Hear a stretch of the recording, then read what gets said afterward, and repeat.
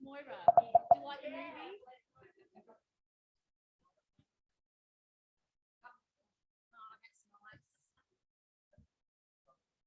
Check, check. 1, 2.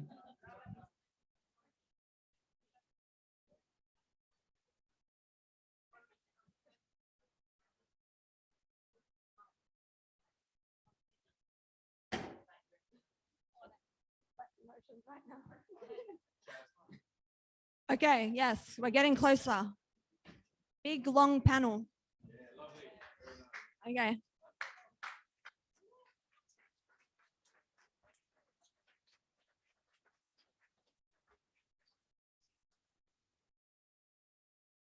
Ooh, now I have to do this. I don't know about all of you, but I feel a lot of emotions. So forgive me if I stumble or like leave the room. No, I'm joking. I won't do that. Yeah. Yeah. Is everyone seated and got a good spot? Can everyone hear? Sweet. All right. Let's kick this off.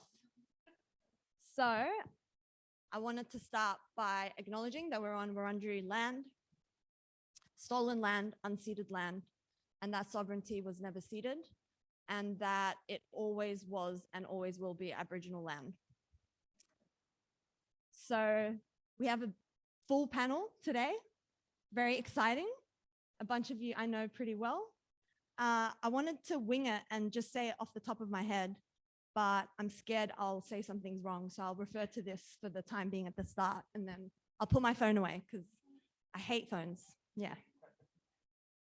Anyway, so starting off with Kelly Whitworth was part of the co-founded the Homeless Persons Union of Victoria, co-founded, I believe, the 3CR Ruminations show, which was... Oh, we didn't co-found it. Okay. We jumped in a bit later. Okay, cool. Well, 3CR Ruminations show for ages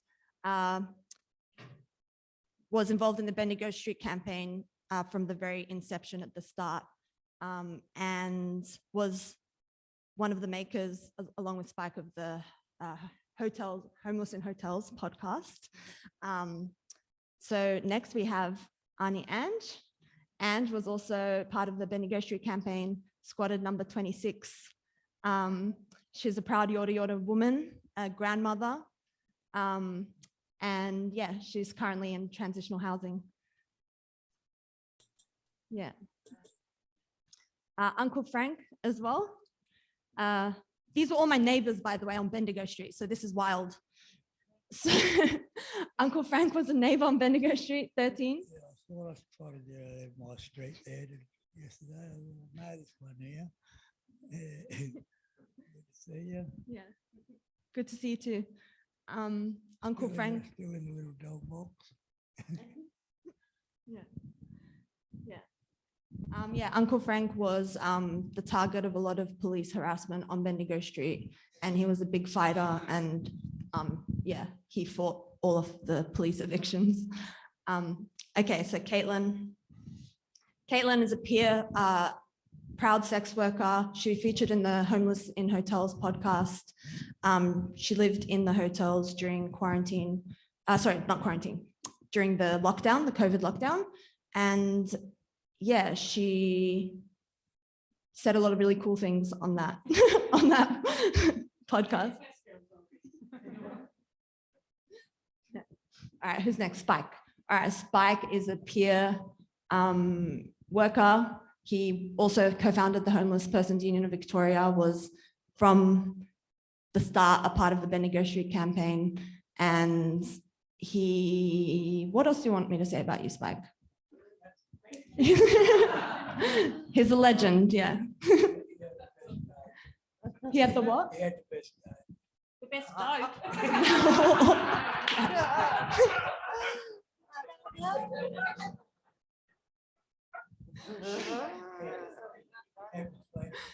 No, I love that. No, more of that, please. All right, David Giles, a lecturer at Deakin, anthropologist, does research on food waste cities, was a part of Food Not Bombs for like 7 years, 8 years. Yeah, had a really awesome book come out recently written about that. It's very cool. You should read it. I've read it. It's awesome. And yeah, David Giles was a research supervisor on my project and also was involved in the initial stages of development and interviewing people for the Homeless in Hotels podcast. Cool. All right. So to get started, can someone volunteer to start? Because I know everyone doesn't want to start. Yeah, but I wanted to start with one of you guys. Yeah, good. Thank you. What do you want to hear? You on? Yo. Well, first of all, what would you like to tell people? If there's anything off the top of your head, but then I think a big thank you to Spike and Kelly and the team at 3CR and whatnot for doing this project and giving us, the people of the streets, a voice. A lot of the times we are swept under the carpet, or, mainstream media will report a certain thing when really in real life it's not that way. So being given the chance to use our voices for the good and hopefully make, whoever's to come after us, their process a little bit easier is something that's really cool. And yeah, I'm on board for whatever they do next. What else you want to know? I got stories. I do want to talk a little bit about your experience in the hotels or cool. Since the hotels. Yeah, cool. So before the hotels, I was a sex worker. I still am a private one. And I was an idiot and followed the restrictions. A lot of sex workers continued to work and made a lot of money, but I did the right thing, and followed those restrictions. So in turn, I couldn't pay my rent. And then, from that, my mental health spiraled. I got a nice little drug addiction and, did damage to spinal cords and things like that because of that. And then it was the first time I became homeless. I'd never been in that situation. And, again, the mainstream media you've got this organization, do this, do that. But when you hit the streets, that's not the reality of it. And so that was really fucking eye-opening at the time. I guess the only thing I was lucky was that it was during COVID. So there was the hotels for me. I don't know what I would have done if I was put onto the street. That's super, super scary. So I'm super grateful, I guess, in a sense that we did get the hotels. I was lucky enough to be in a decent-ish hotel, the first one I was in. But like the quality in a sense of drug users, mental health, general health, it wasn't shown in the media. We're helping the homeless, we're doing this, we're doing that, which is all great, fucking dope, right? But at the same time, you don't see what's actually happening in there. We witnessed abuse and assaults and murders and all kinds of things it stemmed from, put everyone inside. And it was another thing, you didn't think of how it's going to affect the people that have been incarcerated for a long period of time, for example, to put them back into a room where they're then isolated again. What did they think was going to happen? So that was that. And then I guess the drug use was scary because, on one level you've got drug users, on one level you've got drug dealers. So in a sense, we had a fucking good time. Every day was a party. But then coming out of it, it's like, what supports do you have? While we're in there, it was cool. You did fun shit, all you had all day was to get high and sleep. They were your two options, kind of thing. But I guess we also have to think of the help we got from the outside in the sense of, the co-health and all those organizations coming in. St. Mary's House of Welcome, for example, they delivered food and things, which is really helpful because, we got the money from the government, but once you've got people in the hotels that use drugs, that money's going straight to drugs and then you've got nothing else to use because it's a, coping mechanism in a sense, other than the fact you're on a party, right? It's how we coped. It was the only way we knew. Well, a lot of us knew how to deal in that situation. And people just think, oh, they're drug users, they're homeless, they're just running amok. At the time I used to, because it was in the midst of COVID. So I used to call the streets like the zombie apocalypse of crackheads, because there was no one on the streets other than users, and they just ran the streets because there was nobody out there. So for me, it was scary, just being little female, white and young. That was petrifying. Like, I wasn't able to leave the hotels without people by my sides. It was things like that, and people don't take that in consideration. Like, they just think, oh, they've been housed, they should be grateful. Yeah, that's, I mean, we were grateful, don't get me wrong, but it was the things that came within the hotels that people didn't realize. And I think this podcast and this event and all these kinds of things is really opening up, or giving the opportunity to open up the eyes of general society, government, and things like that to, like I said, hopefully change what's coming for the next people that are going through this situation. So yeah, I can continue talking, but I feel like someone else should go. Maybe Spike, since we're on the topic of the homeless in hotels podcast and all that. So like what? Like, so why? Why did you make it? Yeah. So like, I just reflecting back on what was in the media at the time, we saw plenty of stories about how it was affecting childcare centres. We heard plenty of stories how it was affecting people, 9 to 5 people, like, the normal mainstream, people, working people, I guess. And I guess there was no representation of, there was no announcement that this accommodation program was happening. B, no one knew the details unless they met an outreach worker. They flew catching up with an outreach worker. And I guess it's important that we document people's experiences that aren't part of the 9 to 5 mainstream, because they're all valuable.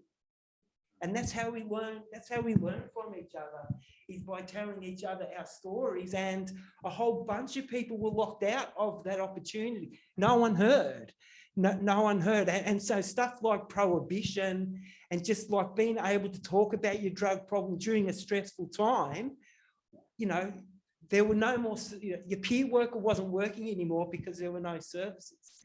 And so so you had no control over where you were going.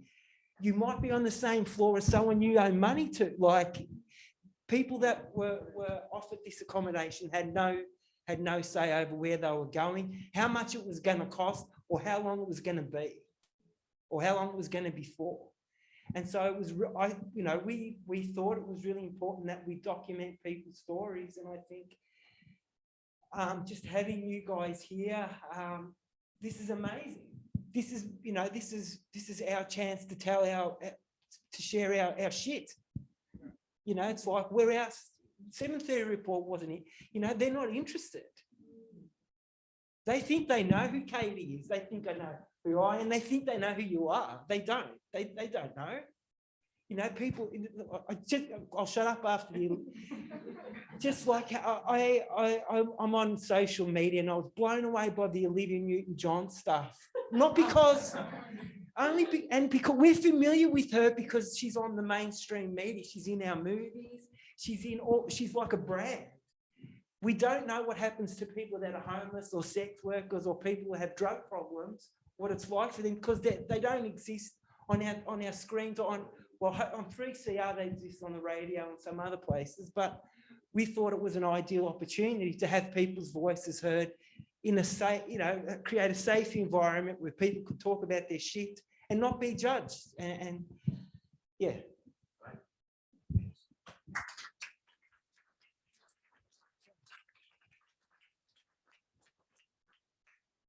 On the topic of telling stories. Yeah, Annie, go for it. Yeah. I don't think I could say my story as well as these guys have, but I'm in transitional. I was a part of Bendigo Street. I got to live in a couple of the houses. They were beautiful. And yeah, it was a shame that we couldn't stay in those houses and pay rent. I was lucky enough to have 3 choices. By the time we got housing, Kelly and them all sort of got Ministry of Housing involved, and we all got to, put in applications. Those who didn't have an application in, put one in. Those who did, see where it was, where we were, how much longer we had to wait. I was on the list, I think, for 5 years at that point. But I did get to, look at a couple of properties, and I'm still in one in Richmond, transitional. During COVID, I was out in the street, mainly because of my mental health. I suffer with depression and post-traumatic stress with what had me sort of run away from my little hometown. But I had to be out in the street every day just to be talking to people to keep my sanity. And I was judged quite often as a drug addict. And you probably see me falling asleep out there today, but I really wear myself out sometimes when I'm sitting out in the street, and then you get judged for, you shut your eyes, oh, she's on the nod. 90% of the time, I'm not on the nod. I am just tired. 10% of the time, yes. But I could honestly say that it's taken me, it's taken me 2 years to get into a rehab program. I've been given a date, but that's ridiculous. 2 years I have been fighting to get in a lot sooner. You know, that's what I said, what do I have to do? Take my life, or do I have to lose someone close to me, which I've already lost a couple of people. But yeah, that's all I want to say right now. What about Bendigo Street? Yeah, that was fun. That was fun. What? Tell us. No, it was just a good experience. I think I was the first one to hook up a spa. I love that. Had 2 really nice properties. But, I didn't try hooking it up with the first property because there was a spa in that one. But after Izzy moved out, I got to set that one up, and my grandkids loved it. They were coming over just for spas, not to see me. But yeah, no. Yeah, my experience with Bendigo Street was that was something that you probably, well, I've always said that, you know, it's something that you'd only see in country town. How we were living in Bendigo Street, everyone looked after everybody, you know, a new person who came in needing help. Yeah, people, everyone put in something, you know, someone bring you around a cup and saucer, someone will, you know, bring you a pot, and you eventually got your cupboards full and you're on your way. You were set, blankets, you name it. It was mad. I enjoyed it. I really loved it. It's an experience. And I'm glad I was here to experience it. But yeah, I don't know where I want to be for my long-term housing just yet. So I've been 7 years in transition. I think that's the longest it has. So that's about all I want to say.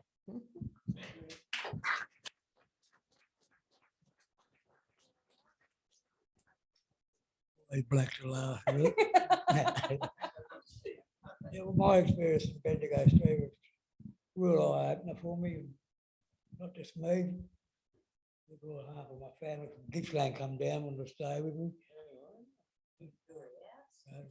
I think I had the best in the street, I think. Yeah, the palatial one. Yeah. Had the gas and electricity on already. Just camping there, stayed there till I got blankets and tried to keep dark from my immediate family because they would come and take over. But it was a good eye opener because it opened my eyes of how many people are homeless, especially your own family, immediate family, and opened my eyes, and I've lost the court battle anyway, but yeah. But I go by, yeah. I'm just saying, I've got a few people now that come there. Yeah, one of the best experiences I've had for a while, especially living with you fellas. It's enjoyable. I enjoyed it. It's a treasure in my life, part of my life anyway. I haven't gone to see.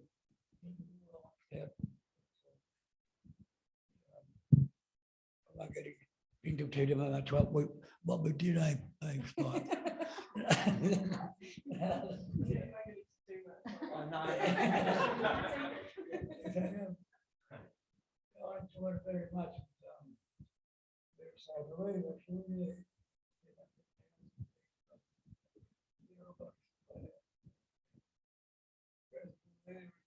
We're there 6 years now. Grown out of that, so new lot of roads go, so we've moved up some more houses down. We'll have to upgrade our houses and get the squad back together and take over it. They're very good team, Gav. How he wants.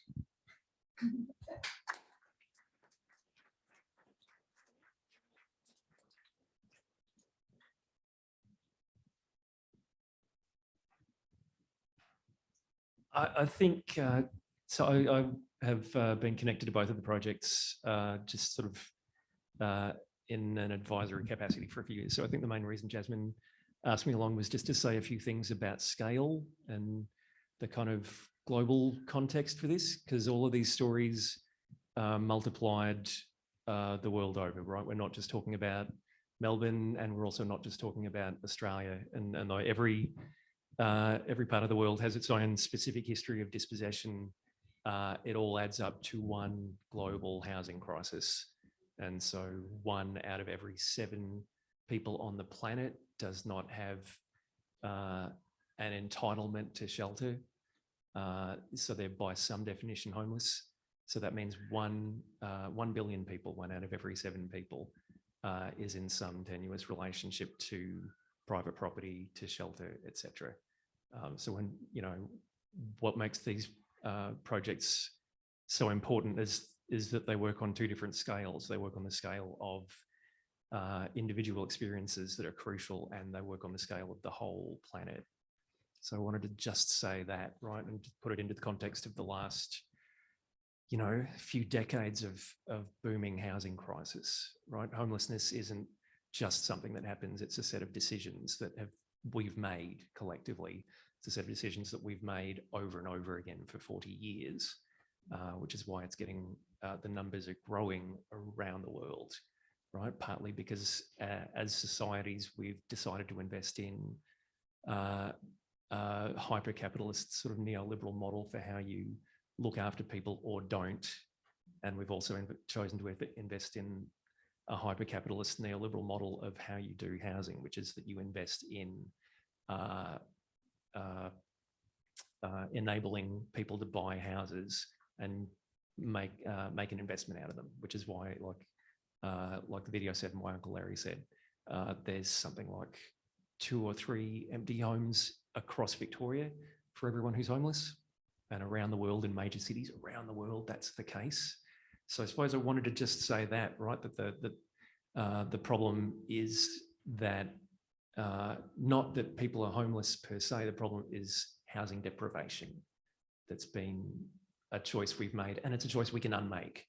And one of the reasons I was so excited about being involved in the hotel documentary was for various reasons, some good, some bad. Overnight, we chose to unmake that decision. It was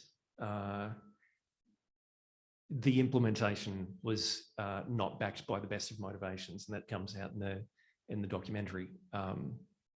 But overnight, the funding went from 2 million across Victoria, went from 2 million to nearly 12 million, nearly 6 times as much. So it just goes to show that when it's necessary, we can afford it. When it's necessary, we can choose to undo homelessness. And I know a lot of people from the sector talked in really optimistic terms at the beginning of the pandemic, and I've heard some of them talk in really worn out and burned out terms 2 years later, when everything seems to be going back to normal. And as soon as the lockdowns were over, people were forced back out on the street. And I'm a bit bitter about that too. But I always think about those moments in history where a decision was made that then took some decades to take, right? when the right to vote was introduced, it was only white men who owned property who were allowed to vote, and then eventually almost everyone was allowed to vote. And we had this moment where we decided collectively, yes, we can actually afford, even if we go about it in this kind of ramshackle, ad hoc, careless way, we can still afford to put roofs over almost everyone's head who needs them. And we have that memory now, which is one of the reasons I feel like documenting these things is so important, because now it is not just a crisis that's disappeared down the memory hole. Now it's something that we can refer back to, and we can say, we did it once, we can do it again. I think that's all I need to say.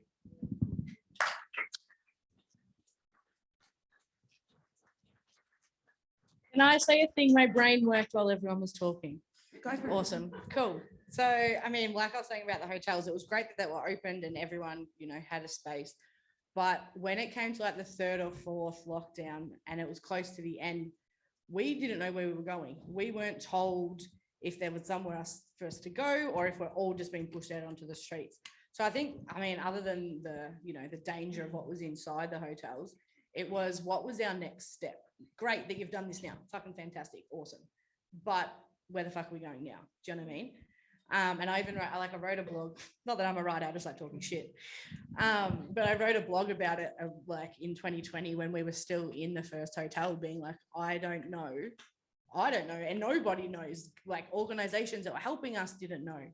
And so I think, that's also something that wasn't shown in the media. Again, we've done the good thing, we've put them in hotels, but it was never, where are we going next? And then, once it all ends and we're all back out on the streets and things, that you've got the community being like, oh, the homelessness is so bad, rah, this and that, when it just wasn't shown to them. And we've had this opportunity now to show people what, we go through, not only on a daily basis in those hotels, but, what our future looked like in a sense of leaving them. Okay, that was my brain. You're welcome.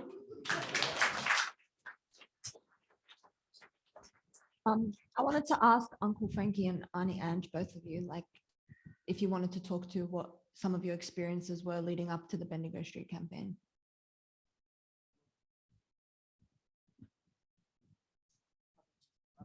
Probably add to what I'd said before about when I first found out about Bendigo Street. Well, it was through my uncle. He said, listen, go down there and see those mob there. There's some anarchists that they'll sign you up. And I said, how do you sign up for houses that you're squatting for? I didn't know that there was even a law for squatting. But I said, when I asked him what an anarchist was, he's going, well, what is it? No slaves, no master, no gods. Oh, wow. Oh, well, I went down, I built up the courage to go and sign up. That was really embarrassing, though.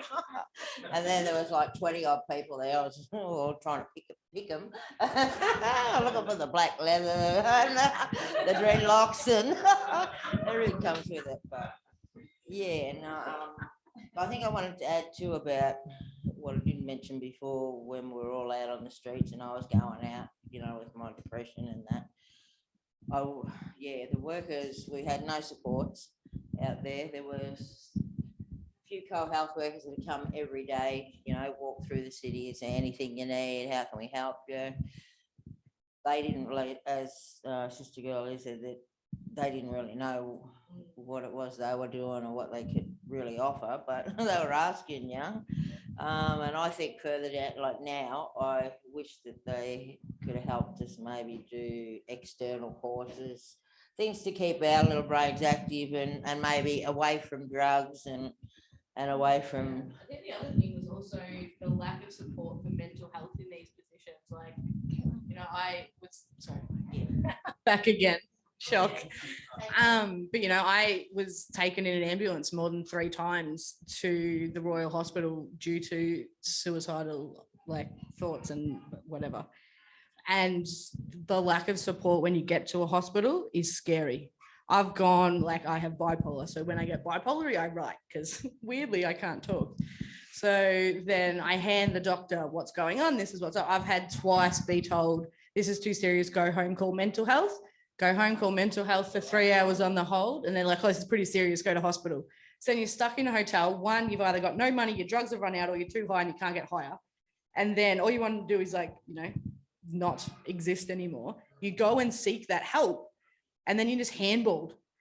And, you know, in those situations, I mean, in every day, it's hard enough just, you know, if you've got a house or you're doing your best life. But in these situations, it's even harder, I find, to get that assistance, whether it's the homelessness hanging above your head.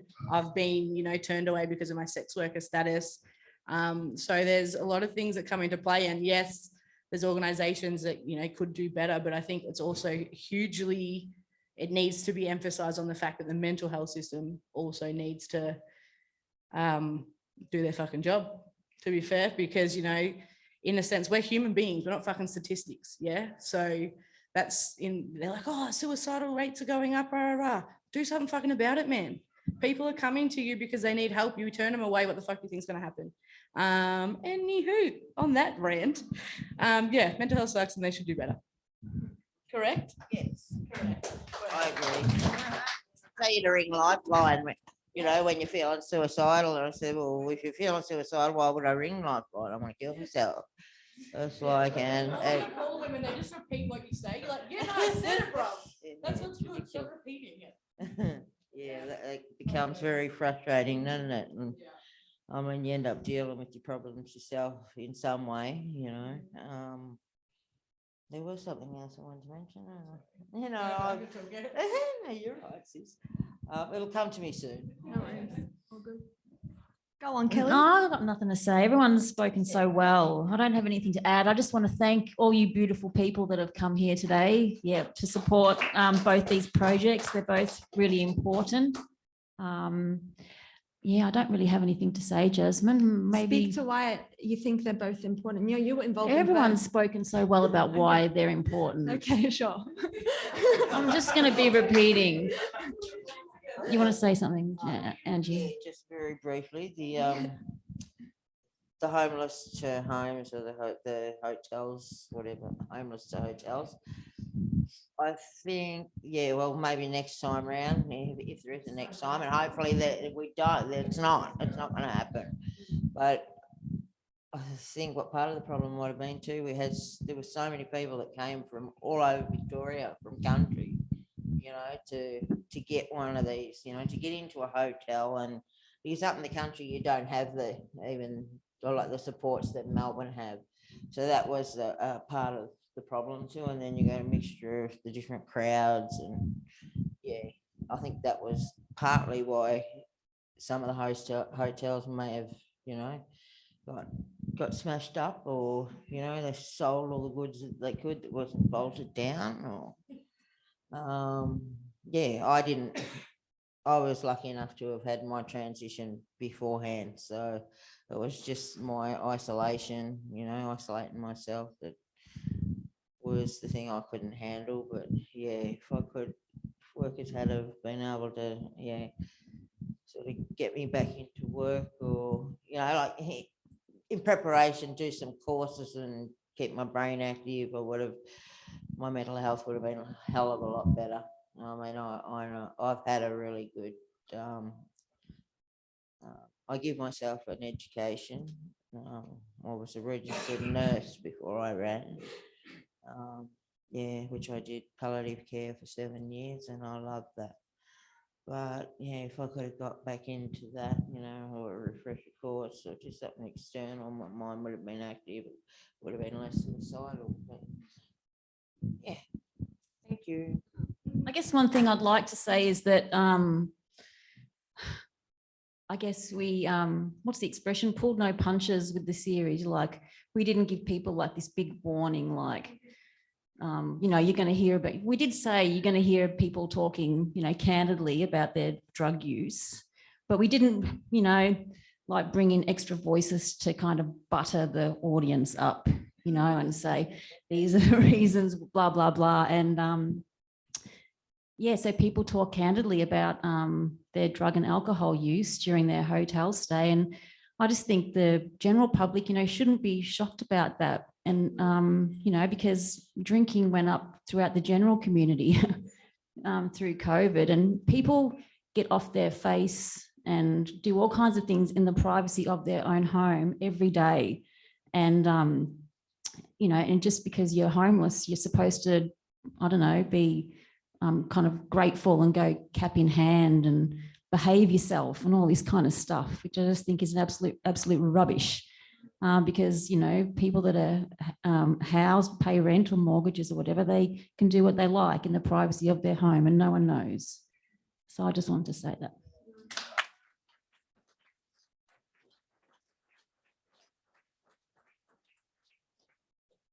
Unless anyone else wanted to say something finally.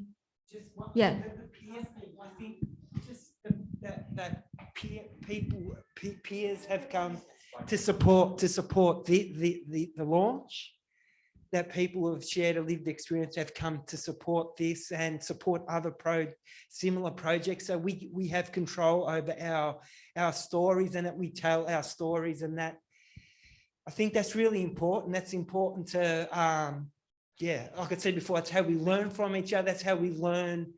I mean, like with just quickly, the way the law was changed, the Health and Wellbeing Act, the way that was changed, and overnight people's lives were changed, and the impact that has on people.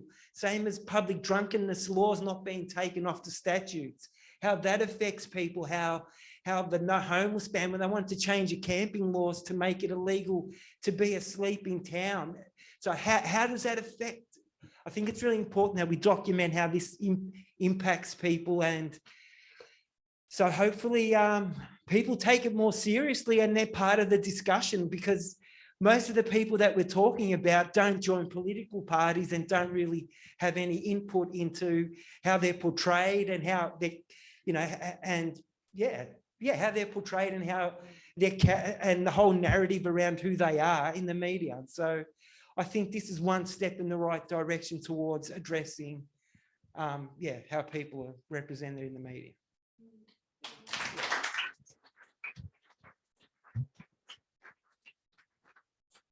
I think now would be a good time to go to questions. Yeah, sure, Lainey. I just want to make a couple of comments, really. Really enjoyed the series, really enjoyed watching the Bendigo Street film. I felt so emotional watching it. I just felt I was taken back to a certain, I don't know, there was a love in that bloody street. I think we really showed what community can do. I think everyone who's talked about that time has said how they didn't really want to leave when it was over. I almost wished a lot of people could have been housed together as that community. I remember helping people. I was on the other side. I was a worker then in housing and advocating for people to get public housing and having a bit of power for a change with the Office of Housing, because they just wanted everybody out of that place. It was a huge embarrassment to them. And having one particular woman I was advocating for and having that power to get her a property that was really suitable for her felt really good. I wished, I'd been in that situation more. And regarding the radio series, I got a couple of friends of mine to listen to it who are pretty straight people, no idea about a lot of the things that were discussed. And they all said how much their eyes were opened, how complex each person's story was. And they just said it was really challenging listening to it, and it really made them think differently.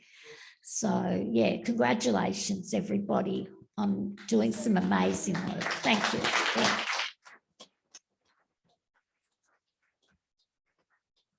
Can I just jump right in? Hi. Kudos. Everything was amazing. I love that you had the foresight to document Bendigo Street beforehand, because it should be an impact film that I think goes out, especially for schools.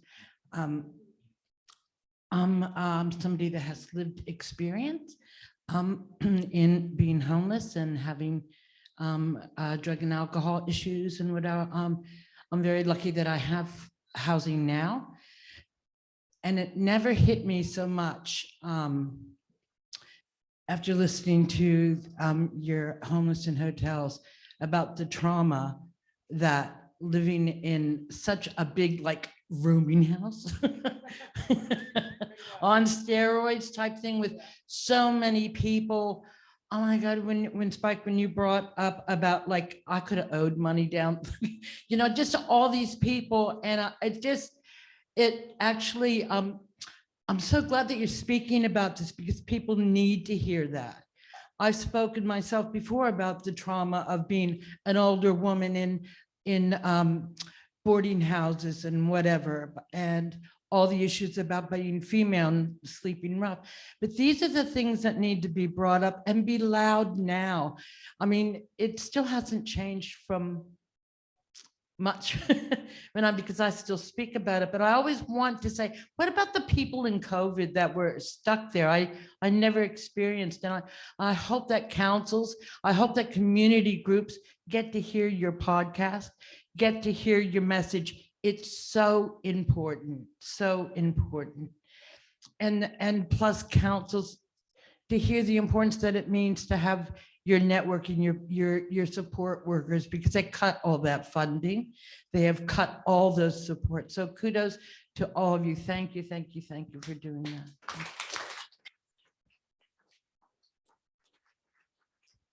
I don't know what you folks think, whether it's good or bad, but The Age is interested in running a story next week Fuck on the yeah. radio series, and they want to speak to peers about their experience. Fuck yes. So yeah, it'll Please. reach more people. Absolutely. We had a mixed kind of relationship with The Age during Bendigo Street.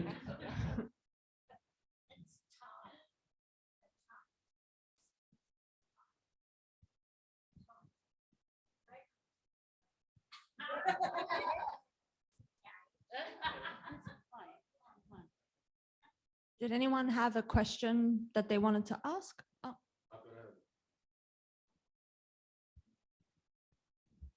Hi, everybody. I'm doing my bit here and reading a comment and a question from the chat from Zoom, because we have a whole bunch of people on Zoom, right? That's awesome. So Sarah Langmore from the Western Homelessness Network made a comment and a question. So she said, please pass on huge congratulations to Jasmine for a spectacular film, and to Kelly and Spike for such a powerful radio series, right? And we all agree with this, of course. But her question is, I think, also a question that many of us have in relation to the Bendigo Street action, right? So how did the Bendigo Street action come to an end? And how can we build on such terrific action? I want to start off with Uncle Frankie with how the Bendigo Street occupation ended, because you have, yeah, you experienced the brunt of that. Yeah. The cops and all that. Oh no. Oh, you want to talk about it? Tell us your story. Well, it wasn't much because every time I went there, they seemed to find a warrant for me, and I missed out on most of the action anyway.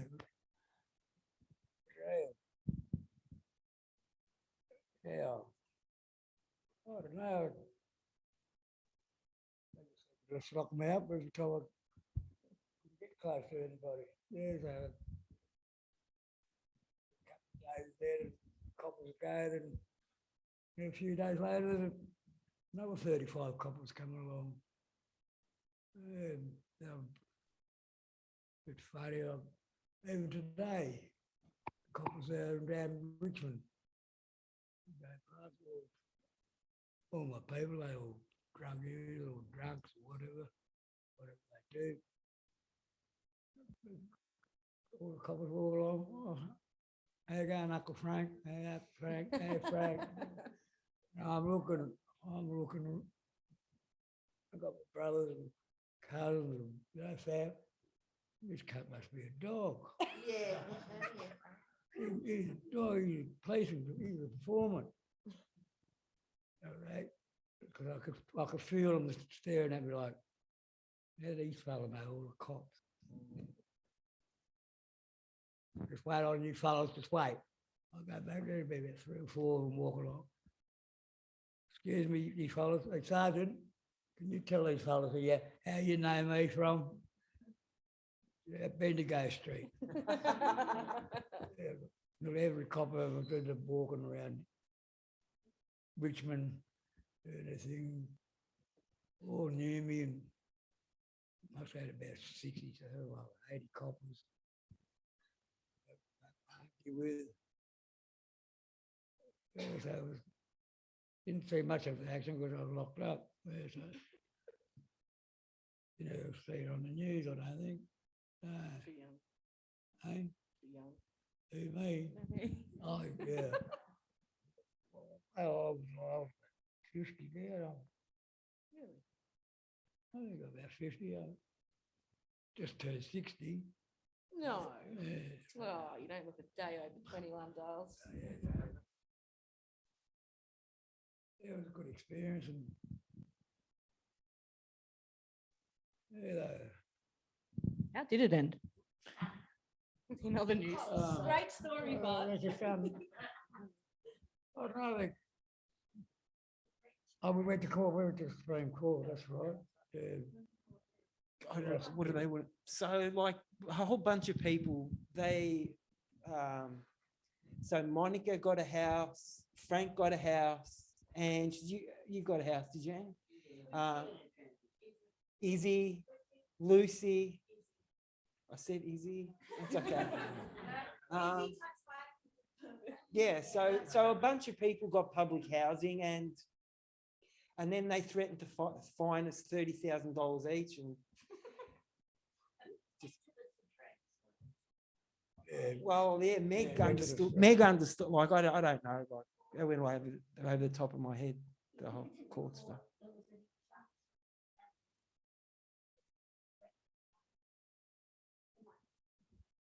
Do you want to do it? Go. There were eviction notice served, and it was taken to the Supreme Court, and the Supreme Court issued an injunction that Office of Housing had to work with the residents of the houses to try and help them get housing, which was a huge pressure on the Office of Housing.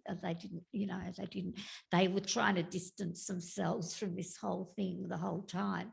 So they were forced to go down in numbers and start speaking to people, taking applications and so on. And yeah, the police did back off when there was the injunctions and everything, and people were housed. A lot of people were housed, which was the main point of everything. But I think it reached its conclusion. Some people came down that perhaps weren't living in the spirit of the community, which had been peaceful, and the neighbours were all supportive and on side up to a point, but then some things happened, bit of behaviour that was not neighbourly, and it sort of just broke up, didn't it? Actually, it sort of was sad the way it ended, but I like to look at the good parts of it, because for months and months those neighbours were so on side and bringing food down, and it was a very successful campaign. It just ended. Perhaps would have been better to have an end date, but it just didn't work out that way. So yeah, it just came to its own conclusion, I'd say. Would that be fair? Do you agree? Yeah.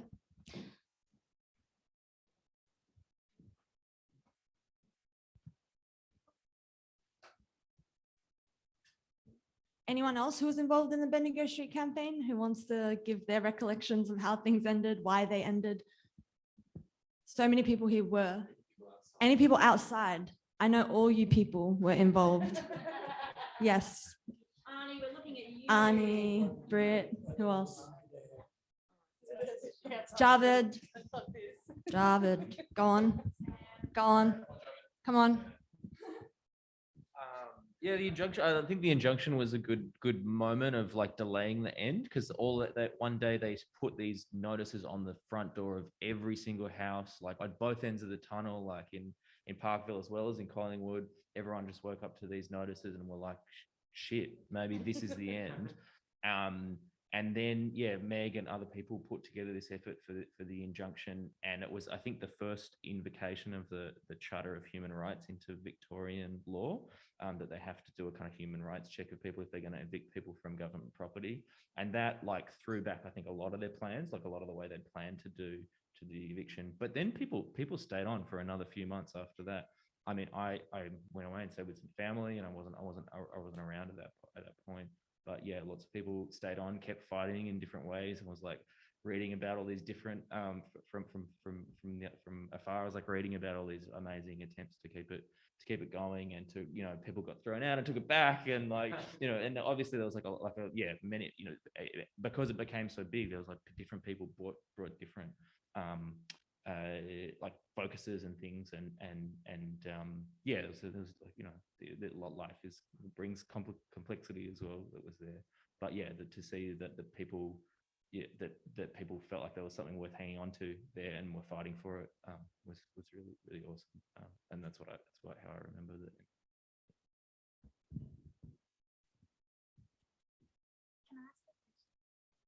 Hi, everyone. Thank you for sharing your experiences. I just wanted to ask, how did you stay so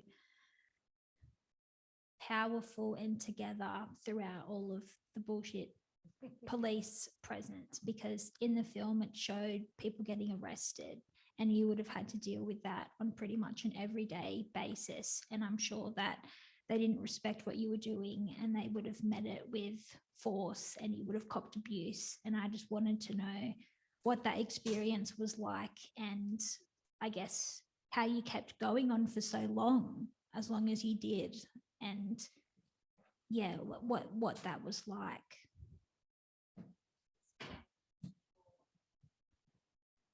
Yeah, it took its toll on everyone. I was pretty burnt out personally after it for probably a good 8 months.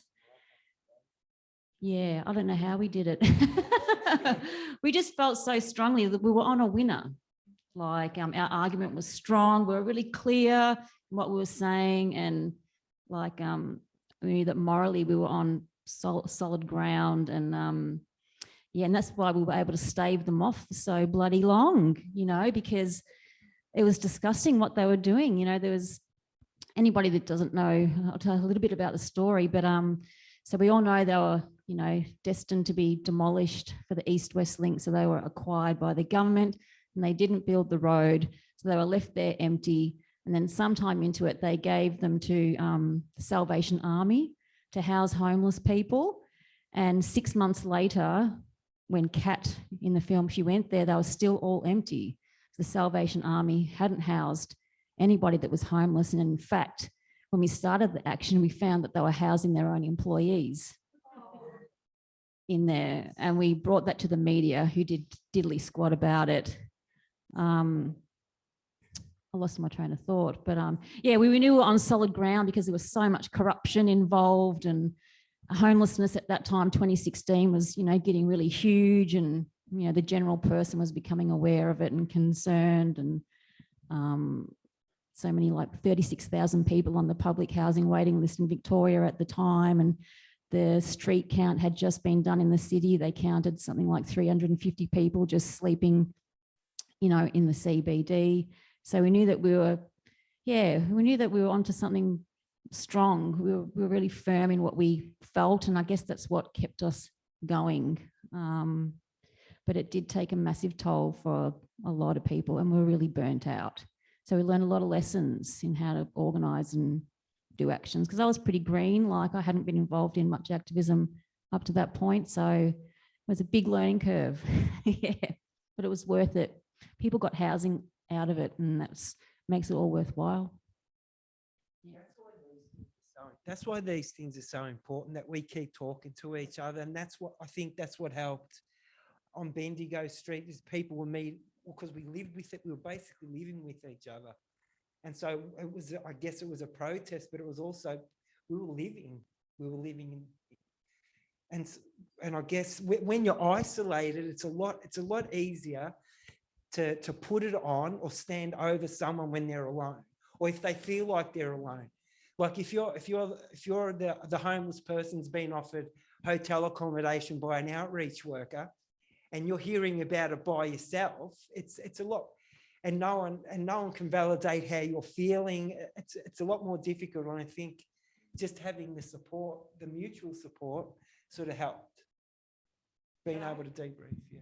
Can I just follow up, like you were talking about the coppers where you guys were at when in the hotel. So for me, it was really quite difficult because my dad is a policeman. So I grew up, shut it down. I grew up, with this respect and knowing that, they're here to protect us and they're here to do this and that.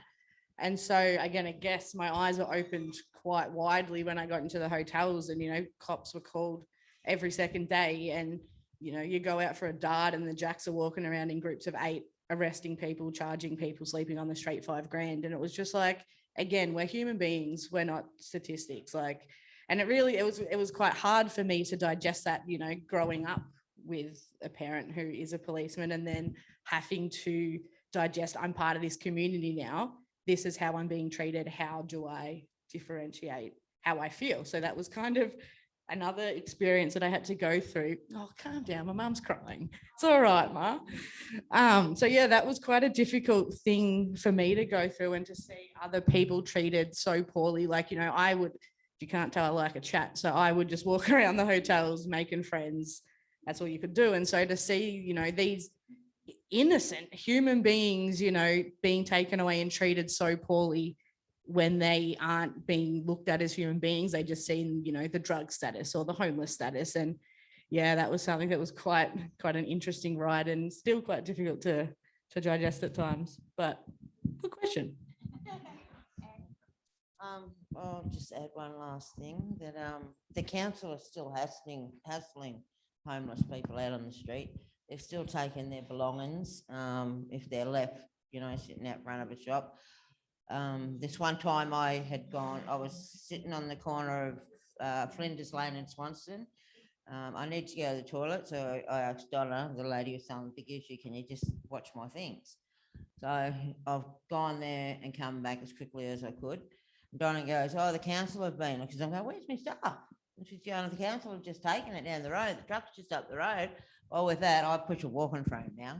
I didn't bring it today, but yeah, I left that behind. I started running up, and they've pulled up at the council, and I ripped my stuff out of the back of the ute. That was the first lot of stuff I went for, and then the rest of it in the back of the tip truck. So I just threw that all out, and I grabbed it and thrown it onto the footpath. You can't do that. I said, yes, I fucking can. That's my stuff. But there are people out there still getting hassled today, if there's, if we've got stuff, too much stuff, I travel lightly, huh? But yeah, no, there's people still out there, still having to replace their blankets, their clothes. Yeah, and it gets to you after a while. Yeah, when it happens to you once or twice. But, really just kindness is fucking free. yeah, that's You see right. someone out there, whether they are begging or Oh, yeah. songs. Yeah, kindness is free. If you see someone out there, say hello, have a chat to them. That's all yes, of course they want money. We all want money. But having that human interaction and being seen and heard is more important than any dollars can ever make up. So, if you see someone out there, just be goddamn kind, because it's free. Okay, so thank you so much. Oh yeah, go on, yeah. I just wanted to add that it's also about controlling public space. That there's already all sorts of ways in which who was allowed to be in public space and what you're allowed to do in public space was being clamped down on before the pandemic, and then all of a sudden in the pandemic it became illegal to be homeless, literally, and there are all these sort of new police powers affecting what you can and can't do in public. Like they're not going to give those up readily, right? And I'm just concerned about all the ways in which they're going to, maintain a grip on what people do in public and who's allowed to have their belongings in public in a stronger way than they did before. So there's more to fight for, I guess is what I'm saying.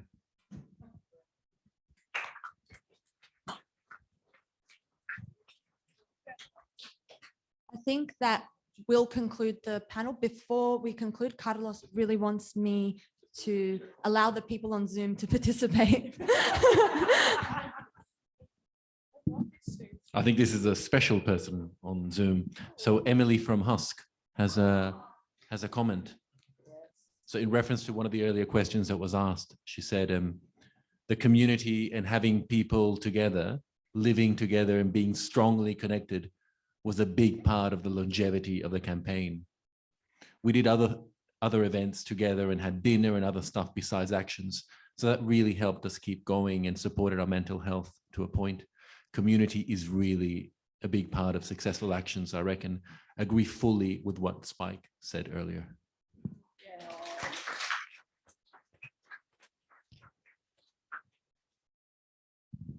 Okay, thank you so much, everyone. You can continue to look at the gallery if you like, eat more food, chat to people, coffee and tea. We haven't worked out what we're doing now, but I'm gonna go and lie down on the ground or something and look at the sky.